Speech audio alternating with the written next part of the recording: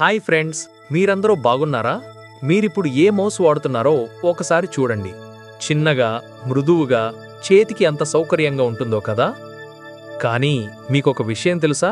ప్రపంచంలో మొదటిసారి తయారు చేసిన మౌస్ మన మౌస్లా అస్సలు ఉండదు.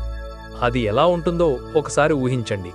చాలామంది ఇది ప్లాస్టిక్ లేదా మెటల్తో చేసి ఉంటారని అనుకుంటారు. కానీ ఇది నిజంగా ఆశ్చర్యం కలిగిస్తుంది. ఆ మొదటి కంప్యూటర్ మౌస్ పూర్తిగా చెక్కతో తయారు చేయబడింది. అవును, మీరు విన్నది నిజం. 1960లలో డగ్లస్ ఎంగిల్బార్ట్ అనే శాస్త్రవేత్త ఈ అద్భుతమైన ఆవిష్కరణ చేశారు. అప్పటి నుంచి ఇప్పటి వరకు టెక్నాలజీ ఎంత మారిపోయిందో కదా? ఈ విషయం మీకు ముందే తెలుసా, లేక ఇప్పుడు తెలుసుకుని ఆశ్చర్యపోయారా?